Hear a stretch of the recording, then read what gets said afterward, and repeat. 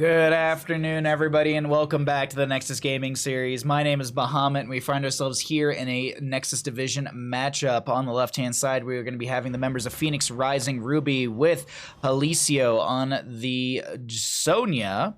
We'll be seeing Danalor on the Tyrande. Mixels will be on the Greymane. Fragastellar is going to be on the Liming, and H2O on the Diablo.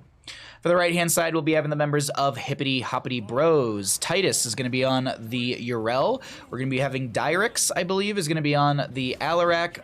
Credix is going to be on the Muradin. Captain Charleston will be on the Raynor. And Team Azusa is going to be on that Brightwing. Checking out our level 1s and seeing what our first engagement looks like. Let's get into this. We're here on Battlefield of Eternity for our Nexus Division matchup. This is game 1 in our second best of 3 of the day. Greymane and friends going to be just poking out into this minion wave as we do continue to see pressure back from the opposing side, looking to build up those storm bolts from the Muradin, as well as some of that damage on the Alarak, who does have that level 1 extended lightning. The big thing here is getting that third and final reward, so that way you get your 10% back.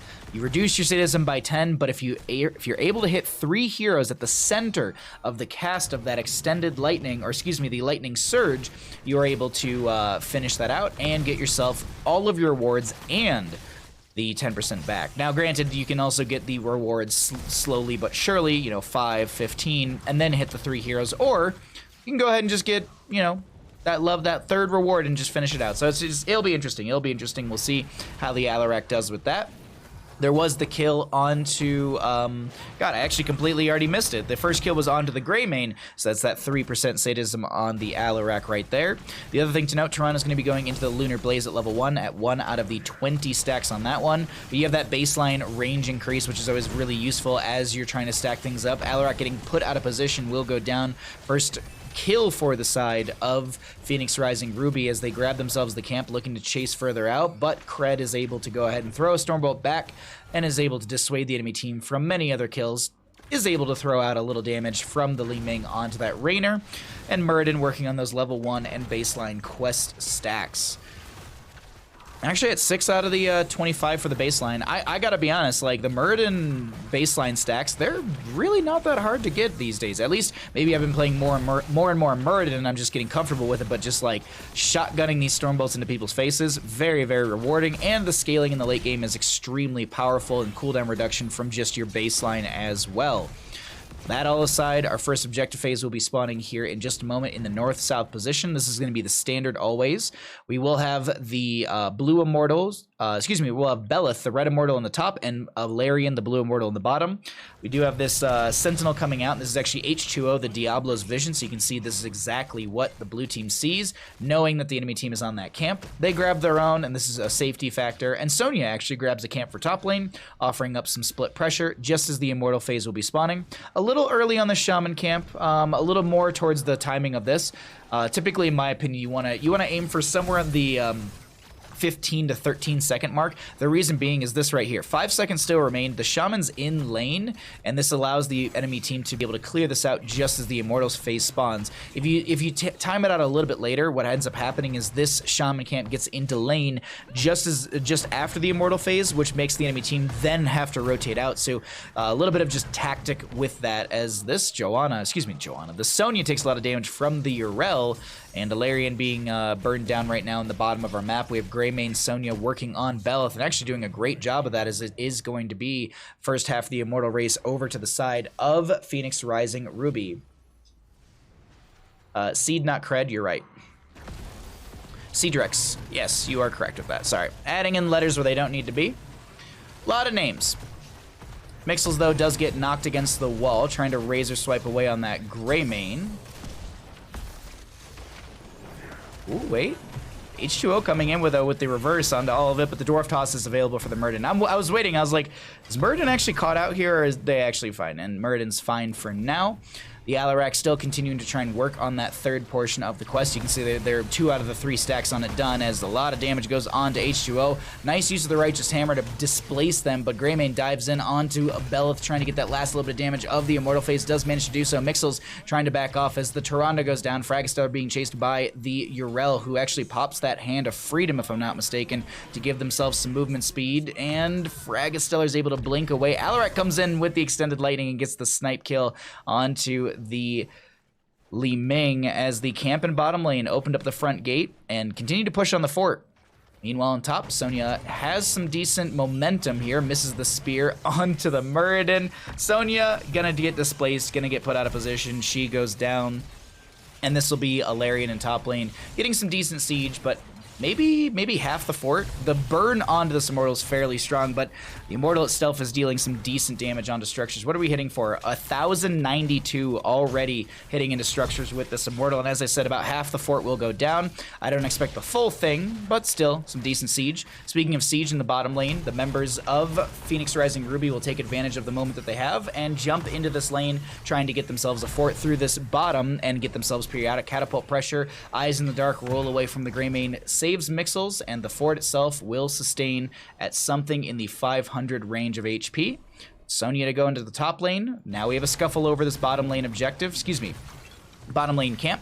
I'm going to cycle through the other numbers right now, as we do have kind of our 8s up and we haven't looked at some of the other numbers. H2O will go down. No souls to reset on the Diablo, and it seems like the camp will go over to the side of HippityHoppityBros. Sonya finds a free fort in the top lane since Urel was down in this engagement and has been scouted out. Great call overall from the side of Phoenix Rising Ruby. You lose your Diablo, you lose the camp, but you find a fort through the top lane. Not a bad place to be in to try and find parity in some of this experience. It's 1-7 in kills. I do want to point that out as well. HippityHoppityBros on a bit of a momentum burst? Momentum strife? Strife? Stride. Strife, I think, is a different word completely. Momentum strife would actually probably be me playing here as the Storm. My team wins, then I go, we should play aggressive, and then we step too far forward. That's probably more momentum strife. It's going to be a kill into Greymane. That'll be another kill over to the side of HippityHoppityBros, who do push their way to 10 talent tier over the opposing side. Sonya doing their best to manage top lane and find some pressure out here as well. And the 10 talent tier still pressing in through this bottom lane in favor for the side of HippityHoppityBros, who pop the Hyperion. Diablo trying to just move this Muradin into the far side of this wall, but I think there might have been a displacement from the telekinesis of Alarak, then maybe that was what did it. I don't know. It seemed a little awkward for the Muradin movement and overpower, dwarf toss, all that good stuff. Top lane though, Urel does push out the camp that was pressed in by the Sonya. I don't know why I keep saying Joanna. She's literally got red hair. Joanna has half a shaved blonde head. Well, depending on skin, but you all know what I mean. The Immortals have names, yeah. Belith is the red one and Alarian is the blue one.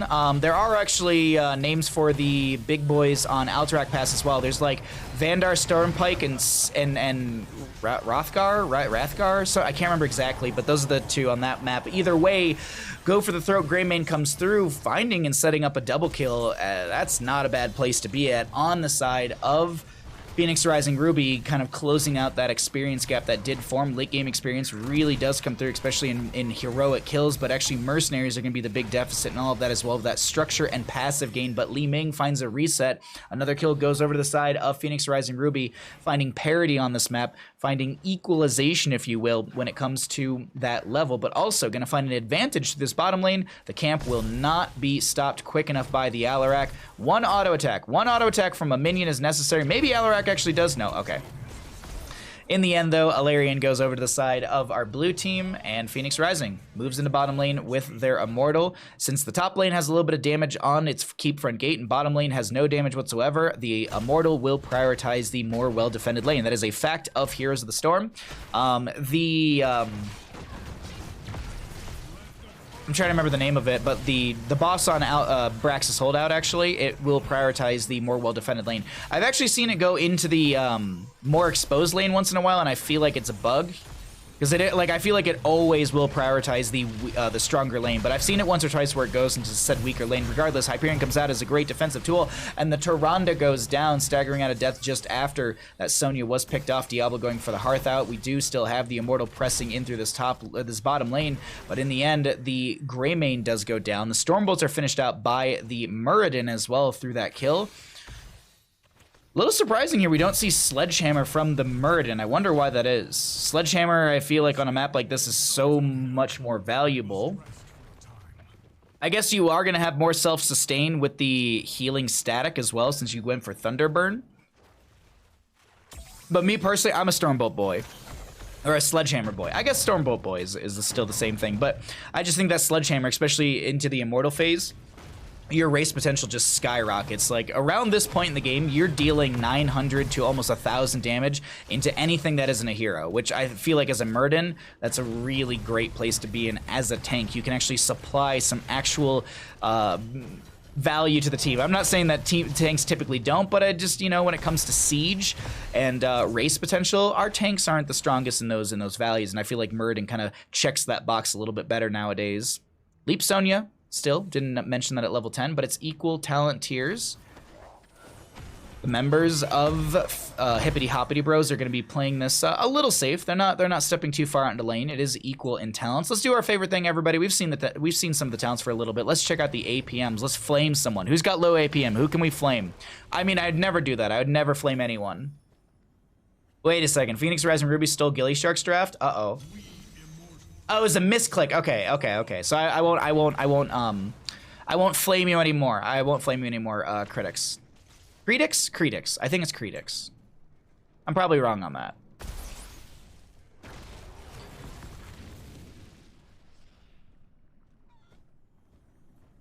I'll let the Sonya player know they're playing Joanna. Yeah, exactly. I don't know what it is. Like, it's just sometimes your brain you look at the little model and you go, wrong character. I don't see any Juice Pirates here. Cedrix? Okay, thank you so much. Thank you. Cedrix. I will try my best to remember and change that up, as we do have the Alarak going down right there. That is going to be initial team fight advantage to the side of Phoenix Rising Ruby. Mixel's backing off. There's going to be, I think there was a Sentinel out from Dan just to kind of poke into the enemy side, or at least get vision of them, as the camp will be grabbed by the side of Phoenix Rising Ruby, and we are going to see them jump onto this Immortal phase as well. In the bottom lane, not Muradin. See, this is what I'm talking about. I looked at the Rainer and I go, Muradin, Varian, it's a Rainer, is going to be clearing things out. I don't know what it is. Sometimes just your brain pacing just can't keep up, or you're just too stupid. 50-50. 14 up on both sides, 5 to 11 in kills, but equalization has been found through later game kills on the side of Phoenix Rising Ruby, as they grab themselves a camp to push in through bottom lane. Muradin and team are set up for the defense. Cedrix and the rest are looking to maybe find an engagement here. Take down someone. No, just posturing for defense. Okay. Sonya will, though, free push out bottom lane, which is going to be an advantage with that camp coming through. So there's slowly but surely someone and anyone on the side of HippityHoppityBros will need to step into this bottom lane to clear things out. Once that happens, I expect either Phoenix Rising Ruby goes for the fight or they go for the Immortal race. Greymane actually already going around the enemy side looking for just this race. Once the enemy team sees this, seems like they're going to go ahead and try and deal with that. Brightwing going to be in the bottom lane with that phase shift up and available. We can actually double check that really quickly. Phase shift is up and available. Brightwing going to try and clear things out. Apocalypse comes out from the Diablo as well. Big connection as the Starfall will be out from the Tyrande. Go for the throat, connects onto the Rainer, who goes down. The Urel is going to go down as well from just the sustained damage of this Greymane. We have Alarak getting picked off by the Diablo. Blink over the wall from Fragastellar, and a quad kill comes through on the side of Phoenix Rising Ruby. The next Immortal in their favor as well. And as I keep saying, the more well-defended lane will be sieged by the objective phase. As you can see, bottom lane being opened up and taking quite a bit of damage. I want to quickly look and see structural damage from catapults, 456. That's a lot of really good damage right there. Immortal, what are you hitting for right now, Ilarion? What are you hitting for? 746 autos, but into structures, it is going to be 1,492. Into minions, apparently, 8,200 damage into minions from the Immortal. So what is that? Is that Can someone caster map that one? How many times is that? How much overall, like, what is the multiplier? Is that like 9 times damage or something like that? Either way, maybe it's 10 times. Who knows? No, it can't be 10 times. Maybe it's more than 10 times. Anyways, I'm stuck on that one. Ardent Defender is going to be used by the Urel to keep yourself alive. Does get some burst healing in from the Brightwing as well. 16 talent tier advantage over to the side of Phoenix Rising Ruby, who are looking to step into core with a Larian through the top lane.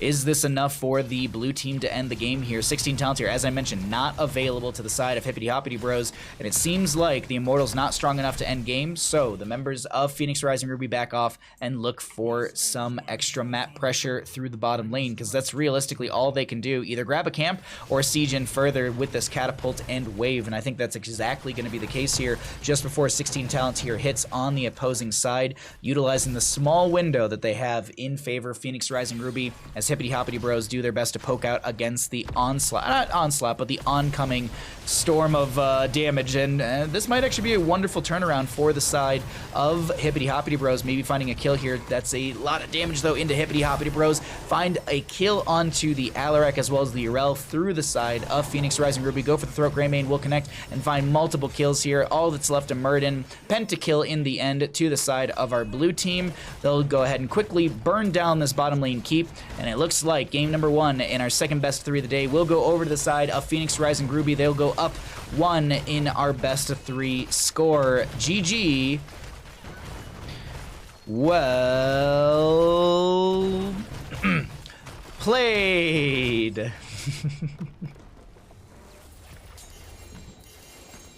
GG's.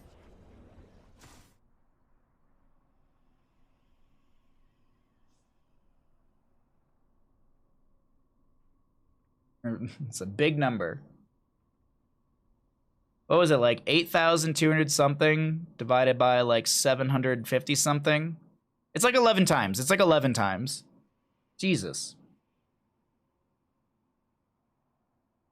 Alrighty. Show some stats.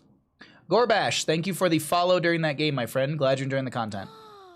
You could give the best hugs. You could give the best Dropping Babies, thank you for the follow as well. Glad you're enjoying the content. Ooh, good stretch. Good stretch. Alrighty. Show talents once more. Check some quick Discord messages. Oh boy. Okay, Brandon. All right. My best friend just dropped like 4 different things to listen to. Okay. All right. I got some post-stream music.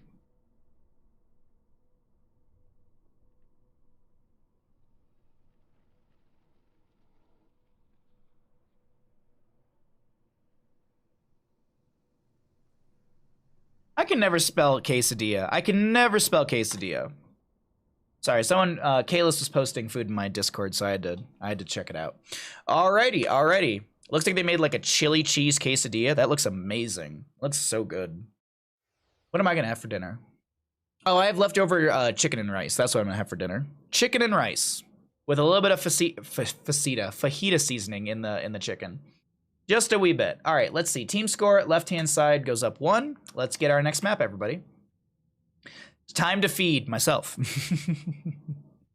Alrighty, let's head to our next map. Players have not changed side. That's always good.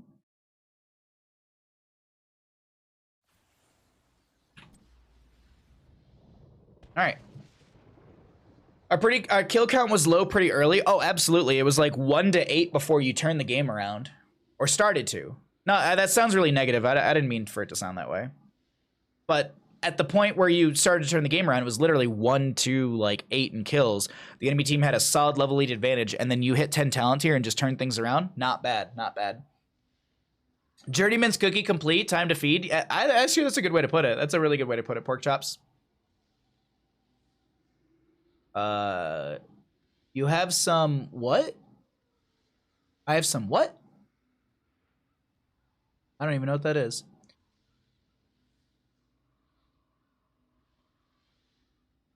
Probably easier to stun combo Tyrande with Muradin rather than Diablo. I would say it comes down to communication. I mean, if the Diablo player is consistently saying, I'm looking for a shadow charge, I'm looking for a shadow charge, that Tyrande player knows to say, I don't have Lunar Flare, or I do.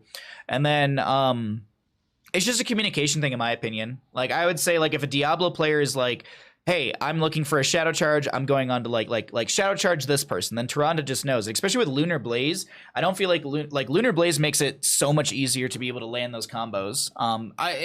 Obviously mechanical skill comes into all of this, but I think communication's a big factor with some of those. Like it's like Malfurion and Stitches. You like with hook root combos. Malfurion just has to believe in Stitches getting those hooks, because I played with some Malfurions and bless their souls, like I've gotten maybe 50% of my hooks, but every single hook I'd be like, I'm looking for a hook, and they'd be like, I got roots ready, and so I'd be like hook hook hook, and there'd be roots right there. I wouldn't get the hook, but always right there. So it's one of those things that like a lot of teams that I see utilize that combo, they'll still go for the combo regardless of if Diablo lands the combo or like gets the shadow charge and everything like that. We look to stun after flip, but sometimes flip gets booped away is sad. That's a very good point. Yeah, very good point. I'm rambly because, you know, we've had one drink, not even. We've had 2 sips of a drink. Okay, everybody, who's ready for the next map? Let's get into it. Let me put the knee down. Let's put the knee down.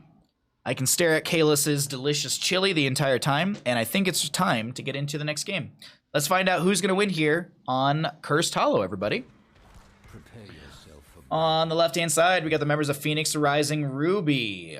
We have Deathwing to be played by Mixels. Fragistellar will be on the Sylvanas. Dan will be on the Anduin. We've got Halicio on the Greymane, and H2O on the Joanna. I'll probably say Sonya. On the right-hand side, we have the members of HippityHoppityBros trying to take us to a game number 3.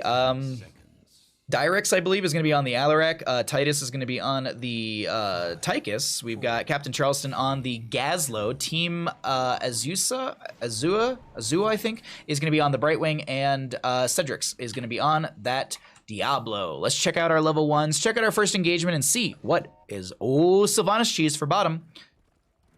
Here's the vision of our red team. They just now see this, and the massive rotation comes through. I want to look at the other side vision. So this is now the blue team. So H2O going to get the dismount, going to try and slow down the enemy team. One of the towers does go down, a little bit of damage onto the gate, as well as a little bit of damage onto the other tower. This is pretty much expected value from a Sylvanas push like this, unless the enemy team doesn't respond as quickly as they do. But it was also really good from H2O to step into this bush area to get, one, the dismount and get some vision of the enemy team as they rotate in. I just think that little things like that make big differences, as Mixels, if I'm not mistaken, utilized their flight and everything to jump into this top lane. Yes, they did. So just taking off from bottom to drop into top. Really good momentum, not momentum shift, mobility from the Deathwing just to get around the map and start to work on getting experience in for the friendly team. Speaking of experience, Greymane's going to split off and grab the camp on the top left of their map. We do have our first objective noted in the bottom lane. Oftentimes, I would actually recommend the side of Phoenix Rising Ruby to go the opposite direction. Go for their Bruiser camp first, then Siege Giant second. That way that the Siege Giants are getting into lane as the objective phase is getting up, and since you have objective in bottom, you have the forced option for the Gazlo player to say, do I lose structures or do I stay up here and clear out against these Siege Giants? That's just my 2 cents. On the opposing side of things, I agree with what Tychus is doing, because you want to do, since you have this in bottom lane, you want to grab these first, and you want your Bruiser camp second, so that way the Bruiser camp is pushing mid during the objective phase, forcing the enemy team to have some sort of lane pressure. The way you approach this, the way that I look at it, is very much like Infernal Shrines, or Battlefield of Eternity, or even actually Alterac Pass, the new map for our CCL Season 2, was replacing Volskaya Foundry. But you want to grab these camps to offer pressure during objective phases, so that way the enemy team has to either leave the lane, loses something, because if you get to this first objective phase and you have Siege Giants consistently pushing out through the top lane, you can then sit there and delay and poke out this objective. Regardless of whether or not you get it, the Siege Giants are getting value in top lane. So that's the only really big thing to consider on this map at the start. We have, there's other things as well. overall rotations, the dives that you get to lanes, potential ganks into solo, but I think camp timing on Cursed Hollow early and camp rotations it's not the most critical thing, but it definitely can give you an upper hand in some of these moments. Regardless, my rant and ramble aside, we are here and ready to go for our first tribute in the bottom of the map. This is going to be Bruiser Camp matching into Bruiser Camp in mid, Sylvanas and Anduin actually not setting up for the positional advantage. I was waiting to see if they would actually get around this objective, but it is going to be a rotation into mid lane, just maybe try and push out a little bit of this Bruiser Camp coming in. We have the Brightwing coming into this lane as well. Tyke is going to overpower, get some splash damage onto that wave. Joanna just kind of mitigating some of that with the Condemn as well as her Shield Glare. First objective, as I mentioned, up and available. Alarak going for the channel right now. We mentioned this in the other one, but the vision, or the objective phase on this map has global vision around it. So you can actually see this is the vision of our Anduin, if I'm not mistaken. And this is, you can see the Alarak was channeling, Greymane knew, so they could step into it. Speaking of stepping in, a Joanna was looking to step into the into the Diablo, but isn't able to do so. Brightwing is forced to use Phase Shift. Deathwing and the Gazlo still having a little bit of a 1v1 in top lane. Gazlo doing fine up against this Deathwing, self-sustaining. Deathwing as well, self-sustaining pretty well. Didn't go into the Molten Blood at level 1, went into the Dragon Soul actually, so you can see right here, the Incinerate from the Destroyer form heals Deathwing for 75% of the damage dealt to heroes, and in the Worldbreaker form, which is the more common one we see, explosive damage, explosion damage heals Deathwing for 150% of the damage dealt to enemy heroes. So a little bit of self-sustain through their abilities, but none through having armor plating, which is what I've been seeing more and more Deathwings go into. Triple cap attempted by the side of Heroes Hoppity. The HippityHoppityBros, the reason they're going for the triple cap is because of Deathwing Skyfall is able to delay things out. As I mentioned, global vision on the objective. And to be able to use Skyfall, all you need is vision on the map. You can drop meteors anywhere within vision. And it's not about dealing damage, it's about delaying out the objective as the Shield Glare comes through. Great delay so far from the members of Phoenix Rising Ruby as Sylvanas gets free pressure in through mid. Now imagine if you had Siege Giants in top lane during all of this, that would be yielding you so much value as well. But Sylvanas able to open up the mid lane, and that was really the only thing I wanted to harp on, is just timing. And technically, they didn't do anything wrong on the side of Phoenix Rising Ruby, it's just, it's preference. And I feel like there's a little bit of micro decisions in there that could have helped them out. In the end, though, it is still going to be value gotten from the side of Phoenix Rising Ruby, as this Sylvanas will find another camp. She was able to open up mid lane. Deathwing and team are just delaying out this objective, and Sylvanas and Gazlo are still doing double soak duties to try and pull in the experience, and find value during this objective. As the Cataclysm comes out from Mixels, this is first objective phase still going, 5 minutes, and we've had an objective phase up and available for contest for 2.5 minutes. It spawns at the 3-minute mark in game, and you can see right now, 5 minutes and 30 seconds. Wow. Good back and forth. It's not as insane as one of the in-house games I casted. Like, I cast an in-house game where like the first objective went for like a solid like 11 minutes. Like we were like 14 minutes into the game. We had like level like 13s, level like 16s or something crazy like that. In top lane though, Sylvanas is going to try and open things up. The Siege Giants are coming into the lane, and this is that value we were talking about. Now the Siege Giant value will be coming through. This Alarak is getting a little bit low. Does have actually 2 abilities to reduce their sadism, so reduction of sadism by 20% with the level 1 extended lightning as well as the applied force from level 7. So that Alarak a little bit on the lower side. Light Bomb, Falling Sword comes out. Danalor looking to set up a Chastise follow-up. This is a lot of damage into the Alarak. Deathwing has a wonderful Earth Shatter as well, and Alarak actually goes down to the Anduin. Anduin apparently the healer assassin, much like Lucio. Meanwhile in top lane, Sylvanas able to get an entire fort. So this is what I was harping about. The Siege Giant pressure in the opposing lane of the objective can be so impactful. And so far, Phoenix Rising Ruby have played this insanely well. Sylvanas still free pushing in through top. She does have possession as well, level 4. She's able to steal some of those minions. You actually see that's the reason the minion wave is actually so much bigger. But you also see that little bit of glow around some of those minions. Those are stolen minions away. You can actually see there's a lot of really cool little visuals in Here's the Storm that we miss often, and just, I don't know, things like that are really cool. Anyways, bottom lane, the Brightwing did go down to Greymane. Cedrix is trying to back off on this Diablo. Full Souls available for the Diablo, as well as H2O is taking quite a bit of damage. Sylvanas will be punished in that top lane for playing so aggressive, but in the end, it is going to be Falling Sword that solidifies the kill onto Tychus. Mixel's taking some damage from the fort itself, reducing the armor of this Deathwing for a touch down to that 0, technically, because it does reduce your armor by 10 up to -20. And another objective phase will spawn. This is looking like it's easily over to the side of Phoenix Rising Ruby. I don't think Deathwing can take flight, and oh my god, manages to get one delay. Should actually delay out long enough for the Greymane to potentially actually get here in time. And then Greymane has a Gilnean Cocktail. I want to jump to the vision of our blue team, or excuse me, our red team really quickly. I want to see what they're seeing in all of this setup. They know that the Greymane's there from that phase shift a second ago. Tychus is back. Boss is being contested. Sylvanas is pushing in through mid. So I'm just looking at, I wanted to cheat myself and just look at this. So Greymane's threatening.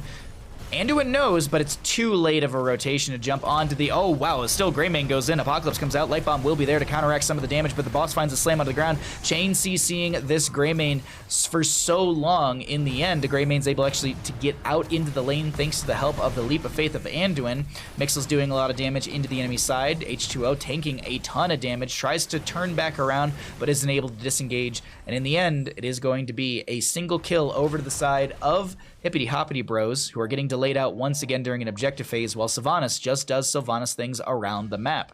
13 talent tier advantage on the side of Phoenix Rising Ruby. Cataclysm once again from Mixels. And I mean, like, yes, you can deal damage to Deathwing. You're not going to be able to chunk him down. Tychus wasn't there, now he is, and there's actually going to be the chunking you need. Sylvanas in bottom lane, still pressing things out, opening it up further for the friendly side.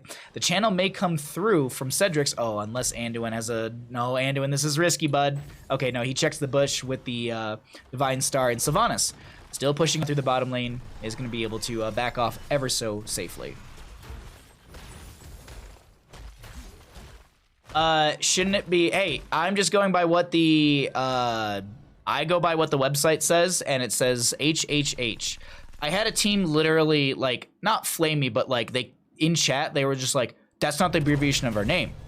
The abbreviation of our name on the website is this. Why aren't you using the website abbreviation?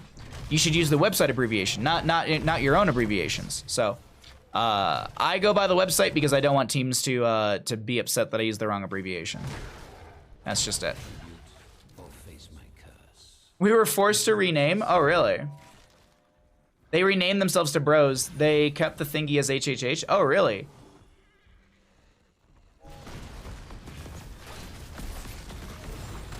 Who flames Caster or something like that? No idea. Falling Sword, Light Bomb does come out. This is a lot of damage into the Diablo. Realistically, though, I mean, some teams, you know, they're proud of their name and they want the right name to be abbreviated. I can understand their position, but, whatever.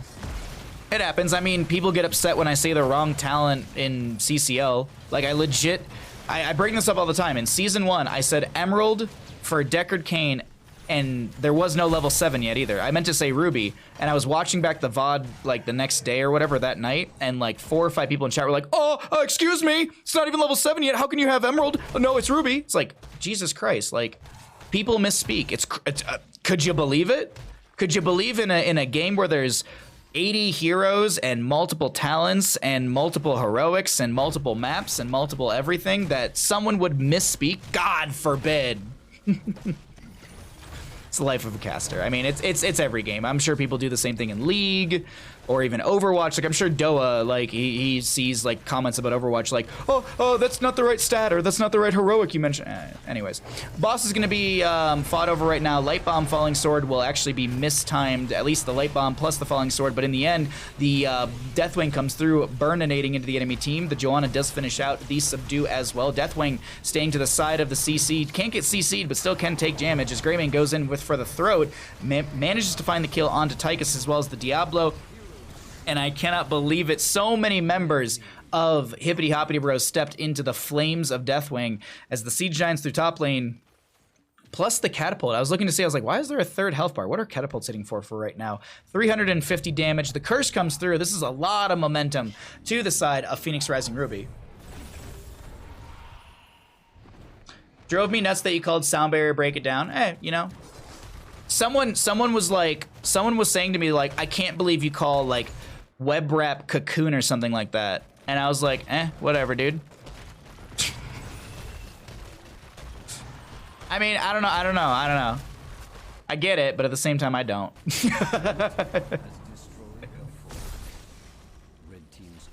Whatever. All right, let's go ahead and see this. The boss is going to be walking through the bottom lane. We have the mid lane going down as well. The top lane already fell.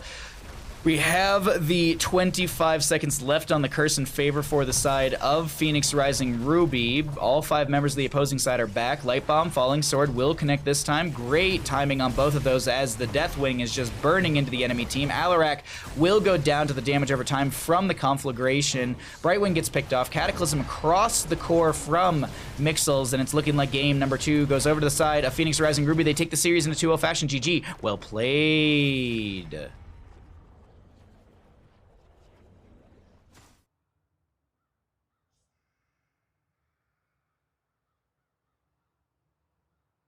Death metal instead of death mosh. I get it.